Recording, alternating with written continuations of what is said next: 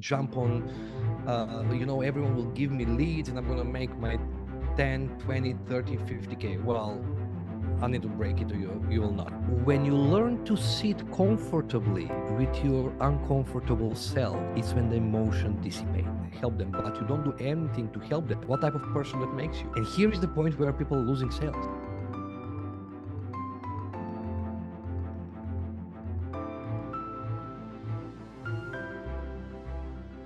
Welcome back to another episode. So today we have Bogdan with us, and this is going to be, I already know this is going to be a really interesting conversation, and I know it's going to go some good topics out of this. So Bogdan, I said, we were saying before, right? We were in Jeremy Miner's inner circle years and years ago together. So we've kind of seen each other around for a few years, but this is actually the first time we've ever really sat down together. So it's quite exciting for me.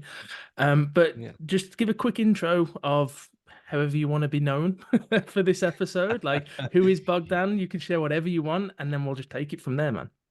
One crazy Macedonian living in Dubai with an accent and being in remote sales for I don't know, since COVID, exactly since COVID.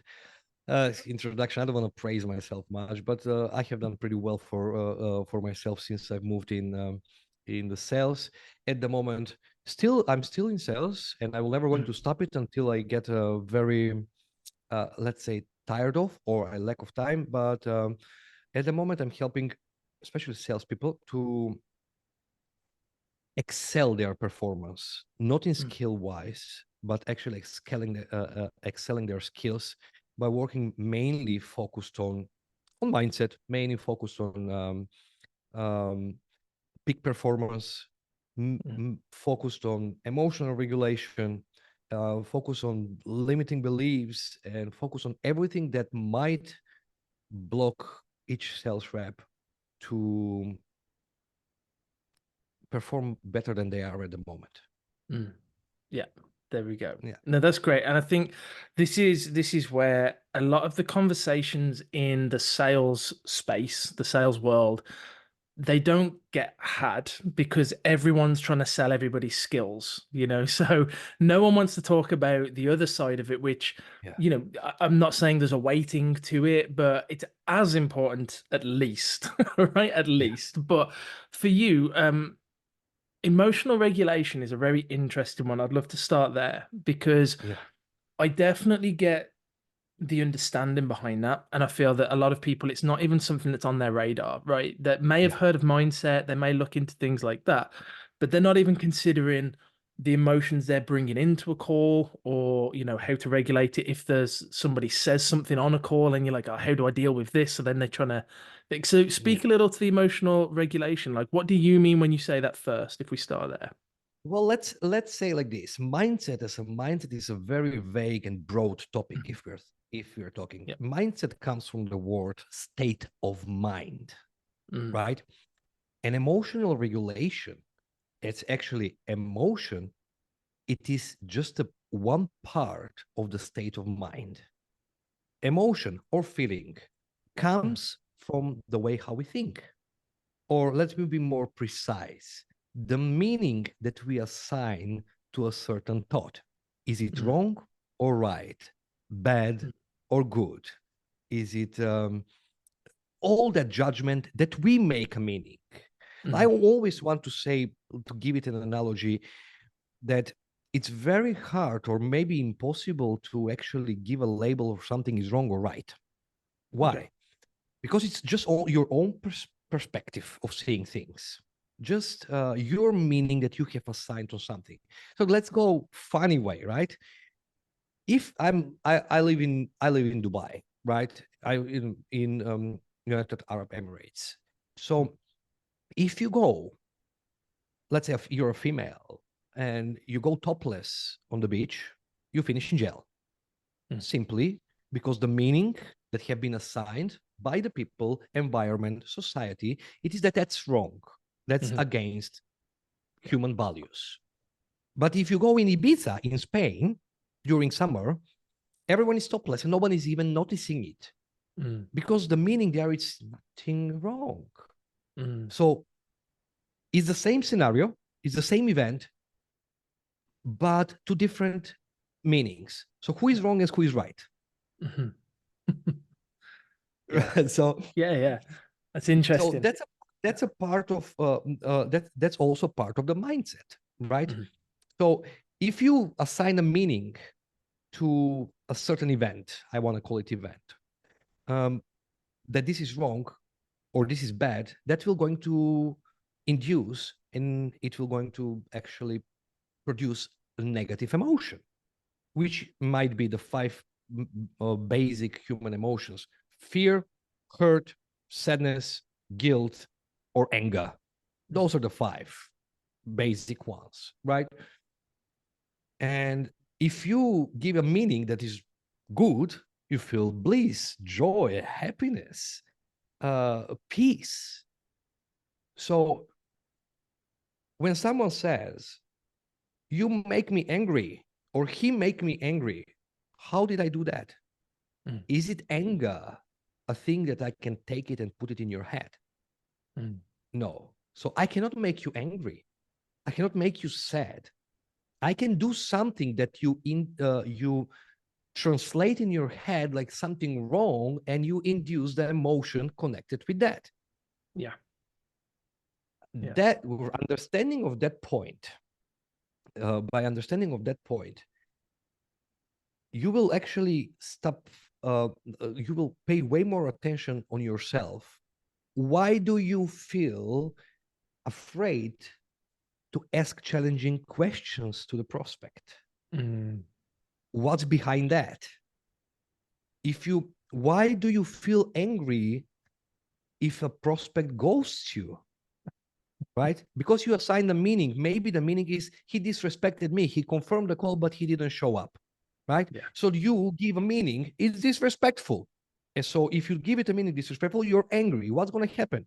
You're going to show up angry on the next call. And you'll collect even more anger and more anger and more anger. And you know what happens? When you're under the level of stress or under negative emotions, you have access only to 20% of your intelligence. So no matter how much of a skills do you have access to only 20% of your skills, which theoretically makes you an idiot, makes you stupid. And you're not.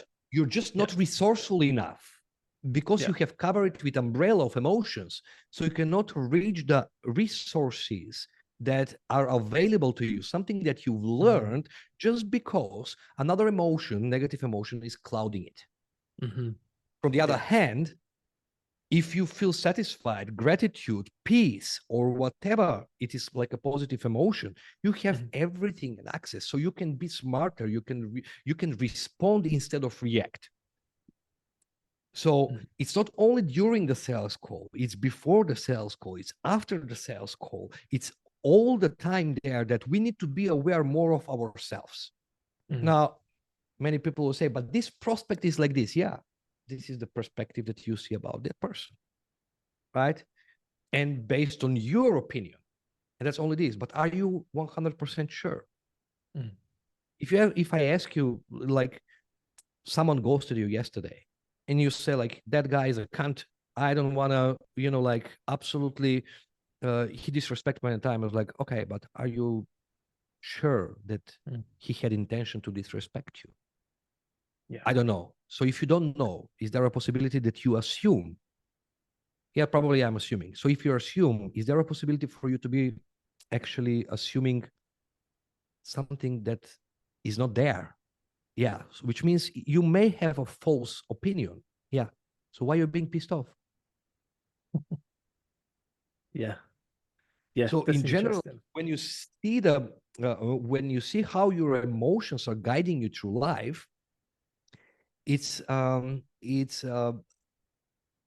way more the guidance of your emotions is way more through what you need to work on rather than your skills.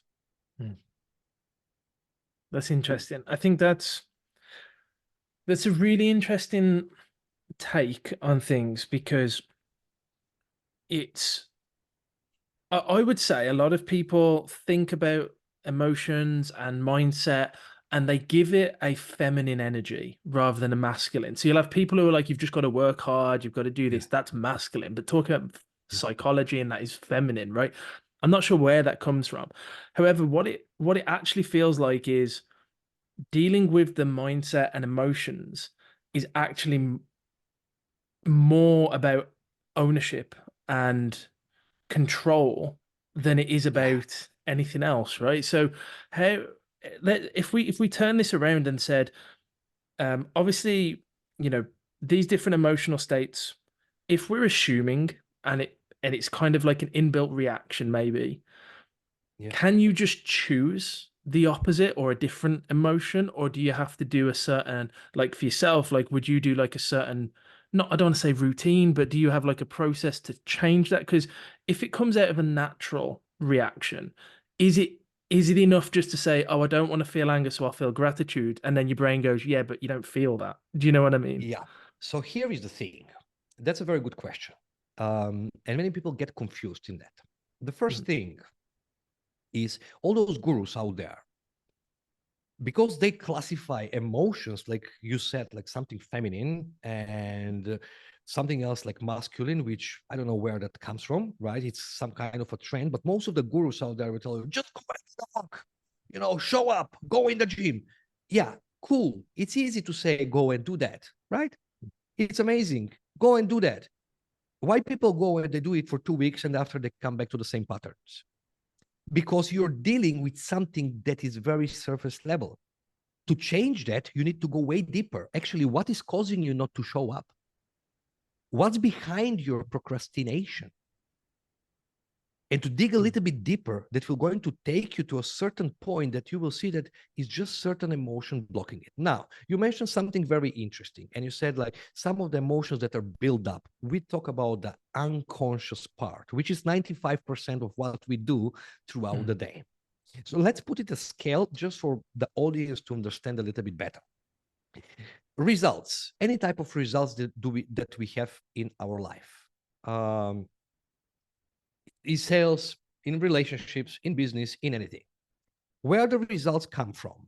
The results come from directly from our behavior, something that we do or something that we do not do, right? Now, where behavior comes from? The behavior comes from directly from the state of mind, which is the way of thinking.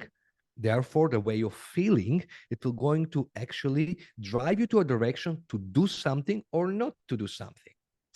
And many people stop here. Some people will say, like those gurus that I mentioned, go and change your behavior. Yeah, but you will change the behavior. But if you don't change the way how you think and feel, you'll come back to the same old you. But some people that are a little bit more knowledgeable, they will try to say, okay, cool, start doing a certain things now, or just positive thinking. You need to be positive.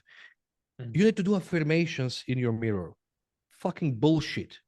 Well, I'm going to tell you why affirmation do not work. Imagine yourself standing in front of a mirror and saying, you are a billionaire. You are a billionaire. Yeah, the juice is a little bit moving through your body, but unconscious mind says like, no, you're not. Yeah. So it's incongruent because you're only 5% conscious and 95% unconscious, which is going on. So many people will say, where state of mind comes from? Here is the part that we need to pay attention to. It comes from our conditioning. Comes from our programming. Everything that we have learned from the moment that we have born, consciously and unconsciously. So we are conditioned heavily, hardwired heavily when we start growing. We are not born like that. We are born tabula rasa, empty board. When you were born, you were only laughing. You were crying only when you probably shit yourself, and maybe we were hungry when you're asking for food. But all the time you're laughing as a baby because you don't know about sales, money, relationship, girlfriends, boyfriend. You don't know anything about that. So you start being conditioned first from your closest surrounding, parents, grandparents, school, neighborhood, environment, country, religion. Everything shapes you, for the way how to think. So when you start practicing a certain thought for such a long time, it becomes a belief. When you start practicing the belief for a longer time, it becomes value of yours. So everything that goes against your belief system or against your values, for you, it's wrong, which is going to give you or induce a negative emotion. Now, remember when I mentioned the example about topless being there? That's because breaking someone's values.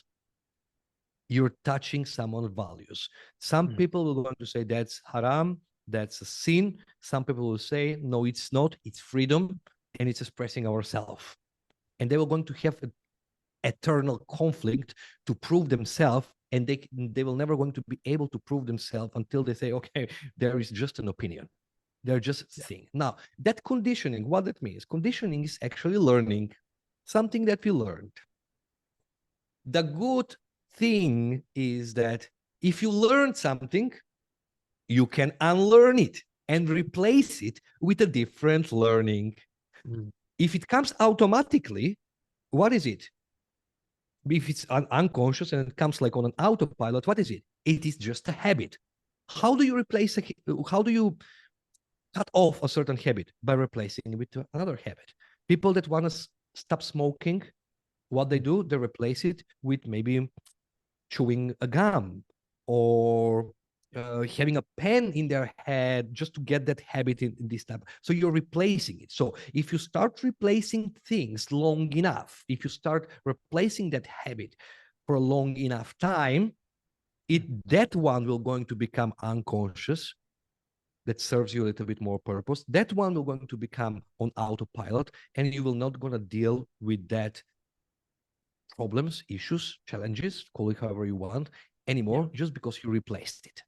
Now, transformation in a certain mind, it's not something that happens overnight. What can happen overnight is for you to become aware, which is the first step. To become aware that the way you think and the way you feel, it's not you, it's who you learn to be.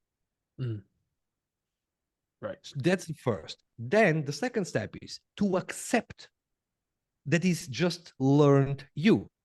Yeah, that's a little bit difficult because then the ego is actually part of ourselves that we identify ourselves with.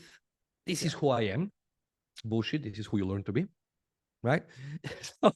so this is part of ego. So to accept that it's not us, it's not me, but it's who I learned to be. And then you can actually put in action certain practices and things around that. If you do it long enough, repeatedly enough, you will have the success, and you will come on another way. You will start seeing the world with different eyes, and the world around you will change. Like Dr. Wayne Dyer always says, when you change the way how you look at things, the things you look at change. It's an amazing quote that I love Wayne Dyer a lot. So the moment when you start changing the meaning that you're giving on things, then it becomes completely different. In simple example, and that happened probably 99.9% of the people, you see someone that you don't even know, and you say like, "Ooh, this guy's, I hate this guy. It looks very antipathic," and you don't even know this guy. So why is that feeling induced? Because most probably he reminds you, or something about him reminds you about someone that you used to know, you had a problem with. Maybe in your childhood there was someone that was looking like him or walking like him or talking like him or teeth or hairstyle, anything was like that guy that was bullying you in school, which actually left a small trauma in you. And when you see that, just automatically reminds you, and you say like, I hate this guy. And then you get to know him, and it was like, I was such a fool. I just misjudged that person. Yeah. If that is happening in our normal lives, why we think it's not happening on our calls? Yeah. It is. It's 100%. the prospects that are from the other side are really reflection on ourselves of what we learn to be. Perception is projection. So the way how we perceive things is what we're going to project there. Mm-hmm.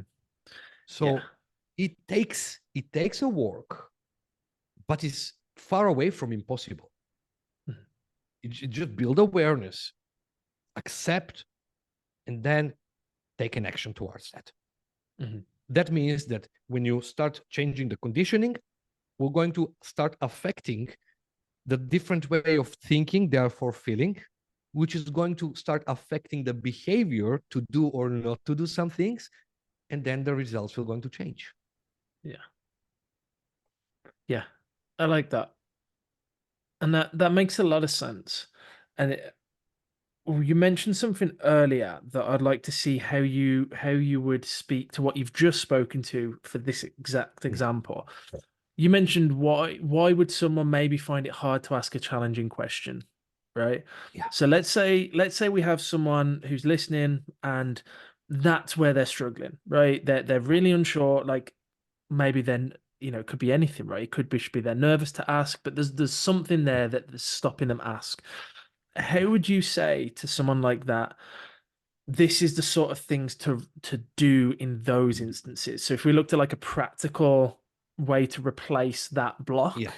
how would you walk them through that as like a quick example? So let me ask you a question. Do you have any question that you're asking that you feel uncomfortable asking it? Um, I Or think some. you felt in the past? Yeah, I think one that's very common is like a consequential question. Like Yeah. it's something Yeah. like, if you carry on doing this, you know, Yeah. where do you see yourself, or do you feel like you'd be okay with it? Like I that was type of waiting. question. I was waiting for you to say that because most of the people struggle Yeah, exactly with that question. yeah. And here is the thing. Why, if you think about it, why that question makes you feel uncomfortable? Mm, And many people would say like, well, I think that that's a bit rude. You see the language? I think mm. it's rude. Mhm. And then you go again, but why do you think it's rude? Well, when I grew up in my family, they were saying it's really rude and wrong to be asking people this type of questions about money, and they're very direct. You see where it comes from? Okay, conditioning from their family, Mhm. Yeah. which induces a fear, that, okay, if I ask this, I'm doing something wrong, or guilt. Yeah. So then you ask a question about that. Yeah, but who wrote that rule before your family? Oh, probably their, the environment, the country. And are they 100% sure the ones that they wrote like thousands of years ago that that's actually rude? Mm. And what's the reason of being rude? What's the reason that we put it? So you go, why? And then at the end, you come like, how did you create your why? Because you Mm. created the why. In the NLP world, you want to find the how do you create the why, which is a step deeper, right? Right. So it's like, well, like, why do you feel uncomfortable asking the question? Because I think it's rude. How do you create that meaning that is Mm. rude? Right. Okay, my parents taught me that. And how do you know that your parents were right or wrong? Oh, I don't know. So if you don't know, why do you take it for granted? Mm. And okay, and how does that serve your purpose now in what you want to achieve? No, it doesn't. So why are you keep on practicing that? Mm. Oh, because I feel afraid.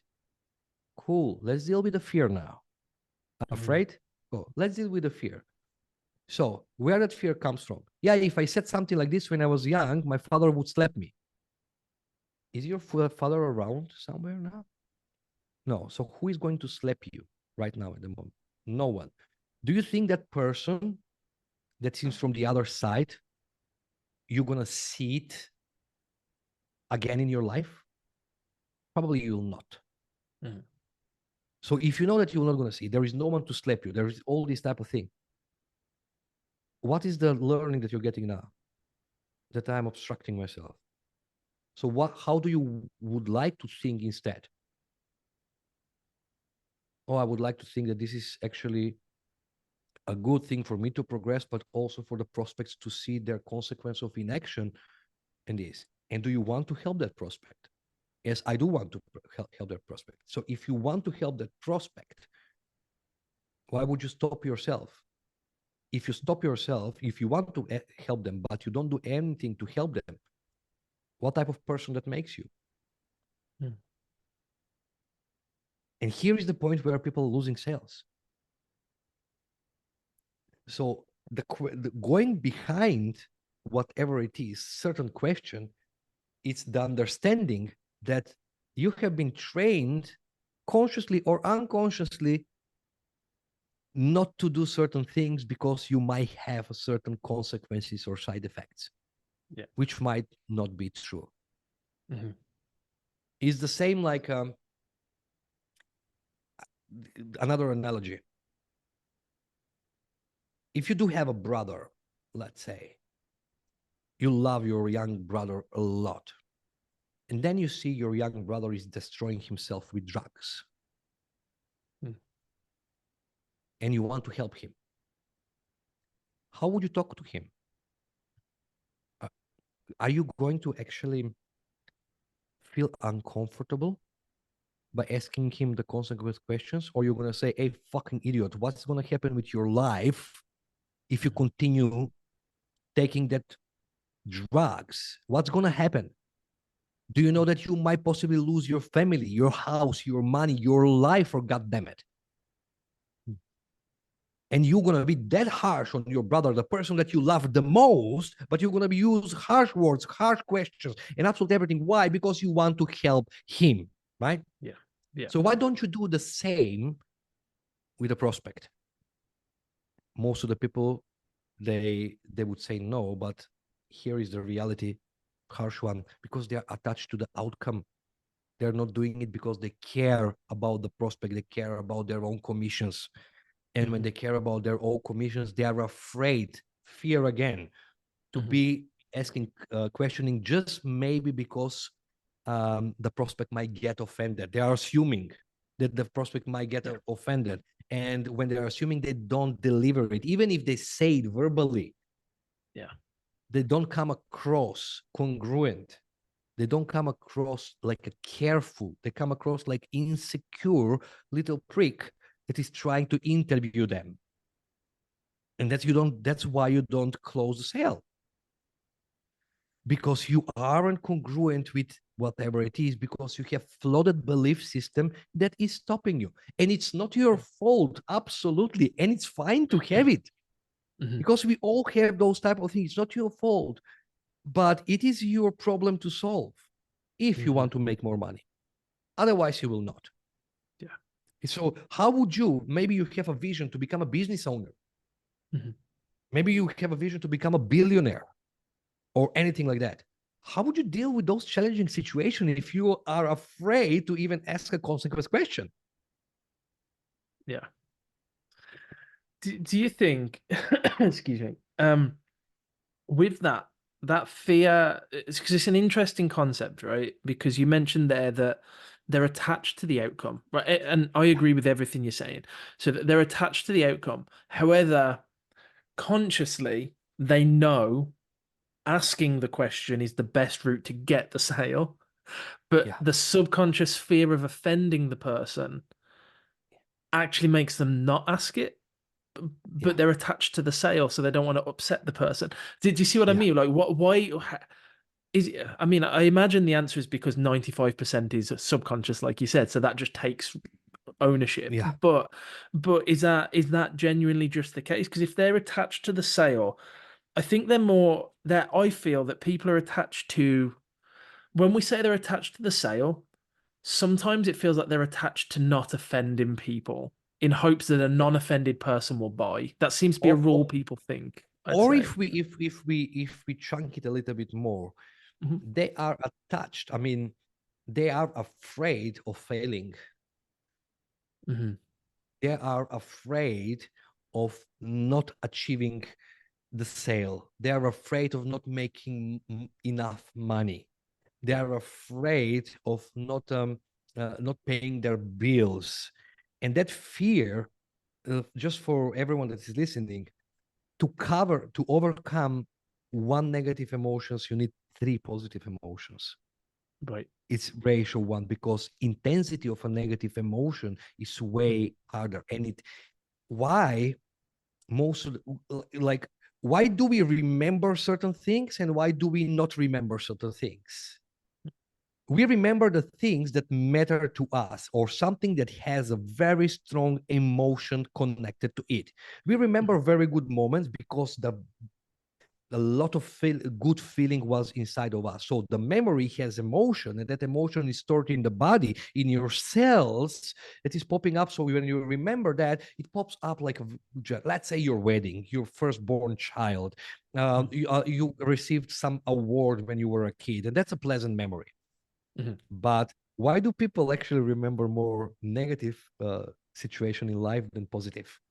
In quantity, if you're talking, just because the negative emotion is stronger than the positive emotion. And then you start about, oh, once that guy said this to me, I'm gonna kill him whenever I see him. And it's 20 years past, probably the guy is sipping mojito on some beach, and you are still being angry about that guy. Like on a day to day, you're putting yourself through a suffer. So a negative emotion is way stronger than a positive one, and leaves way more traumas on ourselves. But I would say like this, and everyone should remember this: negative emotion, it is just a feedback mechanism for the quality of your thinking at this particular moment. So negative, I repeat again, it's a feedback mechanism for the quality of your thinking at this moment. So when negative emotion appear, it appears as a sensation in our body, like a pain, right? Some people will say, like, I feel like a knot in my stomach, or I cannot breathe, like someone is stepping on my chest or something else. What is that? So your body is telling you, your unconscious mind is telling you, hey, idiot, this hurts. Stop thinking this way. Right. So it is alert. It's an alarm. And it's actually the intention behind that is positive intention. Why? Because it points out what is inside of you that you should heal and resolve. And why negative emotions are being stored? Because we're going to suppress them or repress them, mainly just because we don't want to face them. And we run away from them, and they're getting stored, piled up like a bottle of water. And then in the end, when you pile enough, only one drop is enough to spray all around. So when people say, like, I have been collecting this anger for so long, I cannot do this anymore, that's why I smash his face. Yeah, that's it is. Because in that moment, you're angry, you have 20% access to your intelligence, you punch the wall and you break your hand. How intelligent you are. You have your answer just because you didn't deal with that emotion. So it's not running away from the emotion. It's not positive thinking, oh, let me change the way. The one thing that I've learned from one of my coaches, I've been, so when it's about the personal development and emotional regulation, I've been in this area for almost 15 years. Oh wow. So it's not only, that's why what helped me to excel in sales very fast. So one of the coaches that she told me, her name is Amanda, she's great, that I've been working with her for many years. She told me like this: when you learn to sit comfortably with your uncomfortable self, is when the emotion dissipates. Right. So it's the whole point of learn to sit comfortably. What it means, face the emotion. Do not give a judgment or a blame like something bad or good. Face the emotion and sit with it.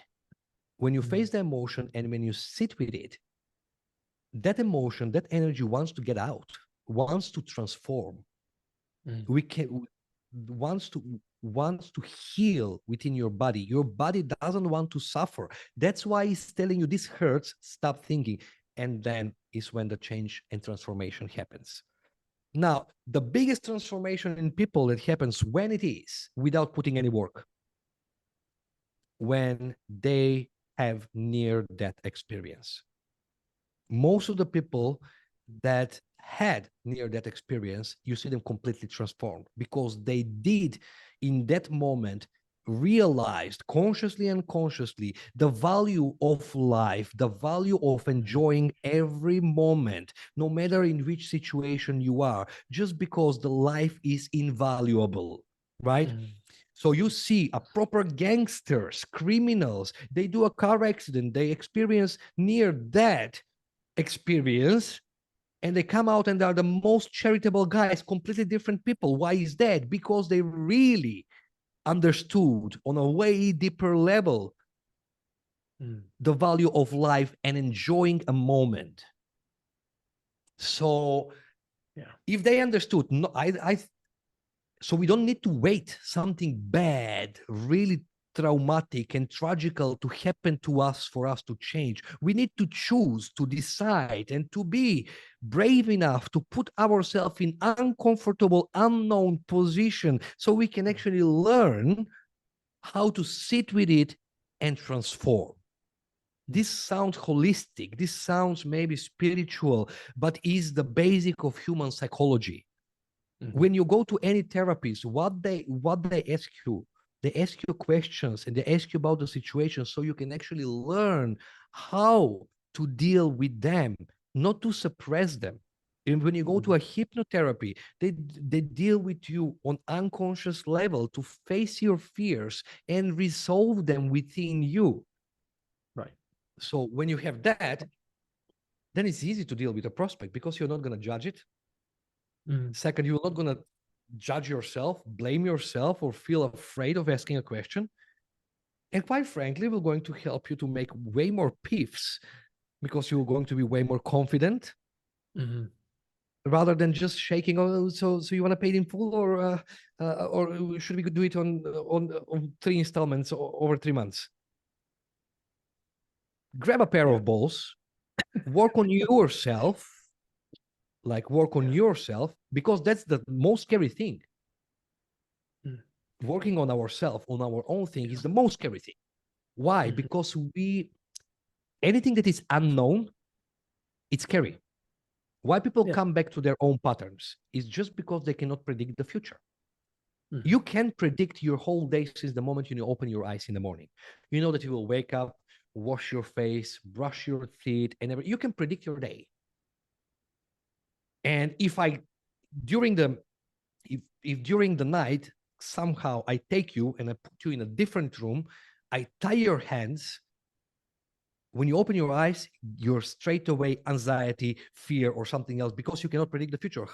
Like what is happening, right? It's scary. Yeah. So having to change, it is actually tapping in that unknown and having to, and the only way to grow is when you are in the unknown, because creativity comes in unknown. So that's the leap of faith or a bravery that a person should take so they can start creating a different version of themselves as a salespeople, in a personal life, as a father, as a mother, as a boyfriend, as a girlfriend, as a friend, as a business owner, as a billionaire, as a millionaire, as a philanthropist, and everything that comes in life. It requires forgetting about our own self, but the part that does not serve us a purpose. Keep your good values. If you're a guy that likes to do charities, don't forget that. continue doing it because it serves you a good purpose. You feel good about giving. So don't forget that. But if you identify yourself, oh, I'm just a criminal. No, you can be, you're not just a criminal. You learn to be a criminal, but you can learn to be a very good salesperson and actually contribute to the society, and you can change. And most people, they don't switch to that because they fear that they will not succeed, that they are not worthy of it. But everyone deserves a second chance. Everyone could change, every single person avatar, unless there is some physical brain damage. Then that's something completely different. So do you think that when you mentioned then that people may not change if they don't feel worthy of the change? Absolutely. Do you think that Absolutely. that's a bigger issue than people even themselves would realize? Absolutely. Many people on a very deep level, many people, big percentage of people, they do not believe that they are worthy of that or for something else. Consciously, they will tell you, I believe. Consciously will tell you, but when it comes very deep, unconsciously, that reactive state comes. And that it is the biggest emotion, the strongest emotion when processed, actually resolves all the other emotions, negative emotions, is when you deal with shame. Shame, it is the strongest and the deepest emotion with the lowest frequency vibration that it can exist. Because shame and guilt is two different emotions. Guilt is emotion that it identifies with I did something bad. Shame, it is I am bad. Right. Yeah. So the shame pops up the most. It's like, what if I fail? I'm gonna fail my family, my wife, my kids. So that type of shame, when you go backwards, like I said, we start chunking it down. Why? How do we create that type of shame? We're gonna come somewhere very early in our life when we created that shame, like part of our belief and part of our conditioning. And the moment when we deal with that part, everything starts changing. So that's the whole part of like, I'm not worthy. Many people say, I am worthy. I'm working hard. But if that's like that, the world will going to be way more different place to live in. Yeah. It's like you said right at the beginning, isn't it? That is the equivalent of the affirmation. Like saying I am worthy and believing like and knowing I'm worthy is different to actually feeling worthy, you know. Yeah, absolutely. You need to create the feeling, and you will create the feeling when you understand it, when you go deeper. You cannot just say it. And in fact, your body reacts differently in something that is untrue to you. If you go, I made this exercise the other day when I had like a mastermind training with a group of salespeople in Nomadic Closer House. So if you say something very silly, right? Your name is Dave, and you say, I am Bogdan, my name is Bogdan, my name is Bogdan, my name is Bogdan. As an affirmation, your body knows that you actually are lying to yourself. And it weakens the body. So if you, there is certain examples which it's called like push the hand down. For example, if you strengthen your hand and you have a partner next to you and you say, I'm Dave Barton, I'm Bogdan, you can handle certain pressure. You can hold it. But if you start calling, I'm Bogdan, my name is Bogdan, with twice less strength, they will push your hand down because your nervous system reacts on untrue. What is untrue for you? So if you call yourself, I'm a millionaire, you're actually damaging yourself. Instead, your body needs a proof that you are. And the proof is going to be when you condition it with a feeling.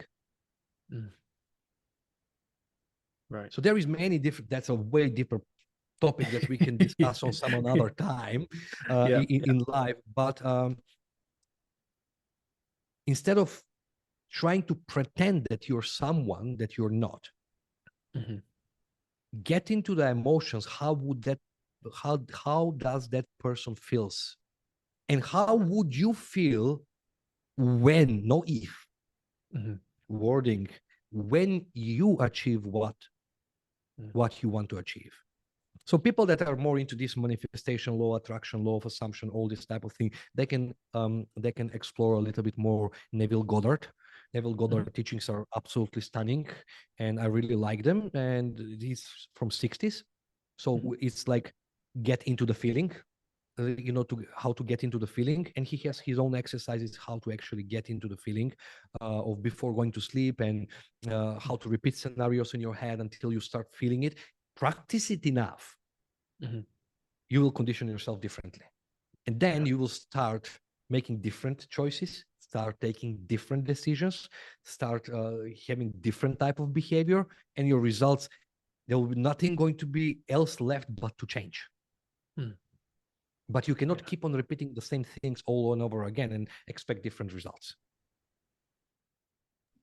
You know how they say, to become professional in something, you need to spend at least 10,000 hours doing that thing, right? So if you spend 10,000 hours exercising, you will become professional in exercising, right? So if you spend 10,000 hours in shitty thinking, you will become professional in shitty thinking. So simple as that. Yeah. Amazing. Well, I've loved this conversation. I want to honor your time because I know we're running over a bit. So I could listen to you talk for hours. So this has been really, really awesome to go through, and I really, really appreciate you jumping on. And I feel there's a lot of things people can take away from this and start actually putting into action straight away, which is awesome. And yeah, I'll also put some links if you want to some of your things in the description of the podcast and everything, so people can find ways to connect with you and have that conversation on a deeper level. But again, Bogdan, really, really appreciate your time today. This has been a really enlightening one. And I think it's a topic that people need to keep being exposed to before it starts to actually get inside their head. Hopefully they'll that's start the taking mission on now board. for me. That's the mission for me right now at the moment. Why I'm focusing on salespeople, because I'm one, and I know what people struggle with, and there is where I'm going to start with, at least to help people to start moving towards more joyful way of working, living, which are going to result with more money, and it'll result another circle of, again, what you're going to do with that numbers and how you will going to improve your life. And we take it from there. But need to say something, there is no stupid people in the world. There is no unintelligent people. Everyone can learn, everyone can become better if they know how to learn, what is their learning structure, if they deal with their own things that is stopping them. I believe that everyone could make good amount of money, everyone can make good amount have a better life in general. Amazing. Yeah, no, I appreciate that. And yeah, again, appreciate your time. And thanks for jumping on, man. Pleasure is mine.